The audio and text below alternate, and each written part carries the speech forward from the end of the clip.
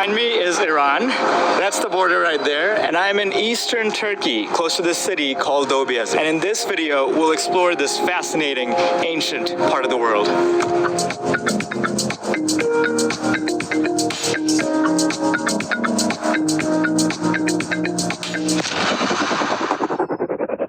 So it's 2:30 p.m. and I am on the very eastern end of Turkey, and I'm trying to hitchhike to this city called Gürbülek because there are no buses going there. Let's see if this works out.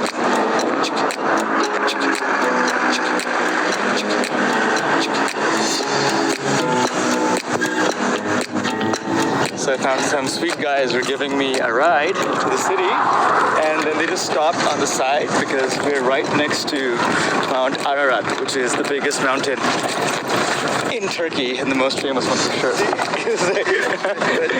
Electronic sweet, Dylan.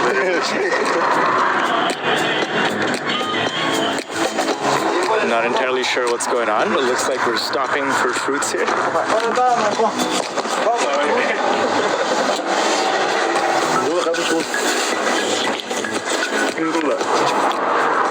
Not sure what this fruit is. This is water. Buradan bak gördün. Allah'ım sen bak Türkçe yok. No, English only. The people in the car, there's this Kurdish, and they brought me to this place. And we had a lot of watermelons. They forced me to eat watermelons and other fruits. And now the guy in front of me is showing me where they grow their fruits. What's your name? Ahmet. Ahmet. So I just came to the border and I was expecting a little bit of a small town here with people selling contraband stuff from Iran, but that doesn't seem to be the case because all I have behind me is the border crossing and nothing else there, and I can't really film there. The cops told me not to. So I was trying to hitchhike back and I couldn't really find a ride because there's not a lot of cars at the border. So I just found a taxi because it's getting late and I want to get to Ishak Pasha Palace. With me is Salim. I met him at the border. He's from Dobiyazı. Çok iyi insan.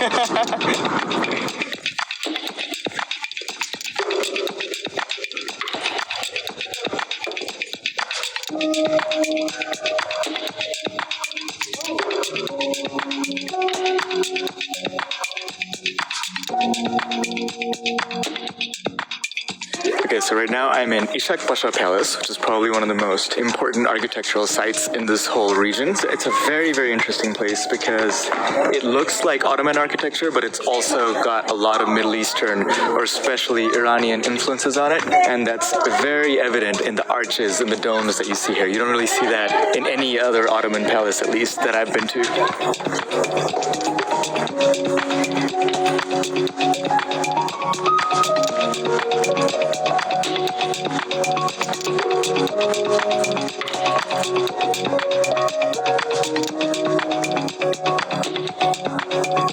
So the construction of this palace was started around 1685 by the Kurdish chiefs that ruled this area, and it was finished around 100 years later by another Kurdish chief and an Ottoman general named Ishak Pasha, after whom this palace was named.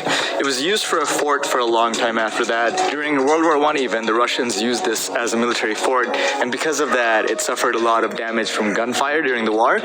And then even after the war, up until 1937, this place was still used as a military fort. Right now it's more of a museum, but it's definitely worth the visit. So obviously the interior architecture of the palace is very cool and very unique, but the best view for me is not from inside, but from outside the palace, where you can see the whole palace against the backdrop of this empty, wide landscape of the Middle East, and it looks especially cool during sunset time.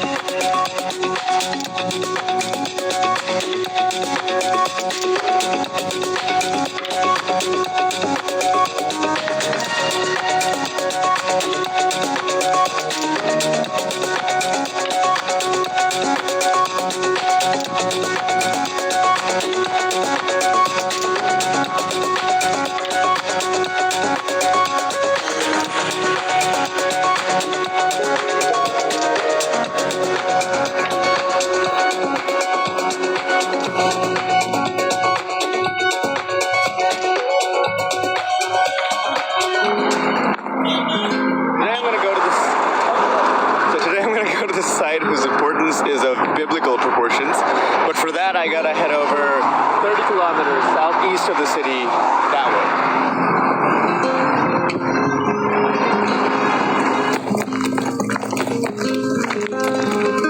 So right now I'm at the visitor center of the Noah's Ark National Park in eastern Turkey, right next to Iran. And this place right in front of me is what a lot of people believe are the remains of Prophet Noah's Ark. So let me tell you the full story. In 1959, a Turkish army officer was on an Air Force reconnaissance mission for NATO in this part of Turkey, and he noticed this structure that looked very interesting and looked like a ship. And for a long time, people had sort of believed that the resting point of Noah's Ark was somewhere in this region, and that's because Christians have traditionally said that the resting place of Noah's Ark is somewhere in the mountains of Ararat, according to the Bible. And this place isn't too far from Mount Ararat that we saw at the start of the video. So a lot of people started doing expeditions here in the 60s and the 70s to confirm whether this was indeed what they believed was Noah's Ark. But then in the 80s, this guy came along named David Fasol who sort of changed the game. He was a U.S. Merchant Marine officer and a salvage expert, and he came out on an expedition here. So he brought a radar to look at what's inside it,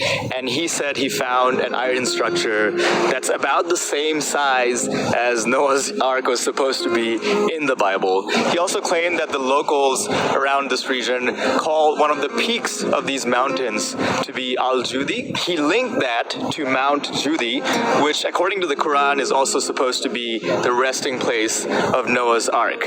Even more interestingly, David Fasol famously found these stones, which were these huge upright stones with holes in them that kind of look like drogues, which are anchors used in ancient ships. And a lot of these stones had been found in the Mediterranean and the Nile as well. And these were basically stones used as anchors to sort of keep a ship or an ark stable during a large storm. So after he went on that expedition, he wrote a book called The Ark of Noah in 1989, which was pretty popular, and it started a lot more expeditions into this area for people trying to confirm whether this is indeed